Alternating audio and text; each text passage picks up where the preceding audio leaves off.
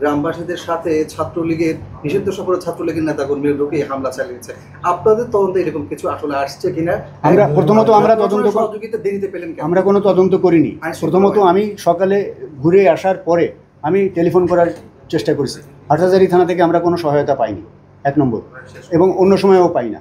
কিন্তু আমি অবাক হয়ে গেছি যে স্বরাষ্ট্র উপদেষ্টার মতো ব্যক্তিত্ব আমার সাথে 4-5 বার কথা বলেছেন, স্বরাষ্ট্র উপদেষ্টার মতো, 1 নম্বর। তারপরে প্রধান উপদেষ্টা, প্রধান উপদেষ্টার মুখ্য সচিব জনাব সিরাজউদ্দিন মিয়া, সিরাজ ভাই, তিনি আমাদের সম্মানিত সিন্ডিকেট মেম্বার, তিনি আমার সাথে 2-3 বার খোঁজ নিয়েছেন। আমি তাদের কাছে কৃতজ্ঞতা জানাই। আমার মতো একটা তুচ্ছ ব্যক্তির অনুরোধে এই সিভিল প্রশাসন যেভাবে পরে সাড়া দিয়েছেন, সামরিক বাহিনী, তারপরে এই যে ডিআইজি, এনএসআই, গোয়েন্দা সংস্থা, প্রত্যেকে সাড়া দিয়েছেন পরবর্তীতে।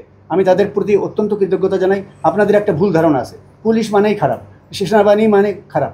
ঠিক না, ঠিক না। আমাদের এটা মনে রাখতে হবে যে আমাদের পুলিশ বাহিনী এখনও ঔপনিবেশিক পুলিশ বাহিনী না, আমাদের সেনাবাহিনী পাকিস্তানি সেনাবাহিনী না, আমাদের সেনাবাহিনী দেশপ্রেমিক সেনাবাহিনী। আমাদের চাচা, আপনার ভাই বিদেশ থেকে কেউ আসেনি, কাজেই সেইভাবে তারা আমাদের ভালো করার জন্যে এই যে দায়িত্ব নিয়েছে।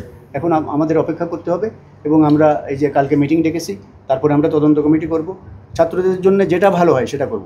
সেই সাথে আমি সেই সাথে আরেকটা জিনিস আপনাদেরকে বিবেচনা, আপনারা অনুসন্ধানী সাংবাদিকতা করেন, আপনারা জানেন যে আমরা একটা ভাইব্রেন্ট পরিবেশের মধ্যে আমরা ছাত্রদের সাথে আলাপ আলোচনা করে চাকসু ইলেকশন ঘোষণা করেছি, এই ডিক্লেয়ার করেছি। ঠিক তারপর এই ঘটনাটা হয়েছে।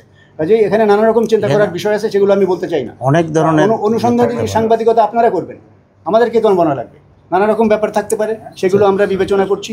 আমরা যাতে সুন্দরভাবে সব কিছু ইউনিভার্সিটি ভাইব্রেন্ট থাকে, ইউনিভার্সিটি যাতে স্বাভাবিক থাকে, সেই জন্য যা করণীয় আমরা তা করার জন্যই এখানে আসি। বহু বাচ্চা কোথায় পড়ে আছে, আমি একা এখানে 24 ঘন্টা থাকি, তারা 2 জন সকলে থাকে।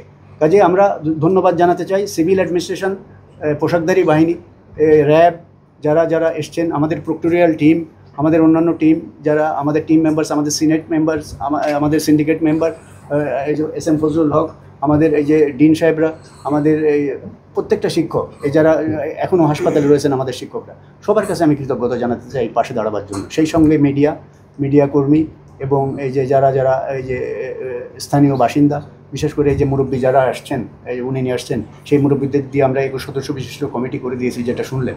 সবার কাছে আমি সহযোগিতা চাই। আশা করি আপনাদেরকে পাশে পাবো, এবং আমরা পরিবেশ গড়ে তুলব।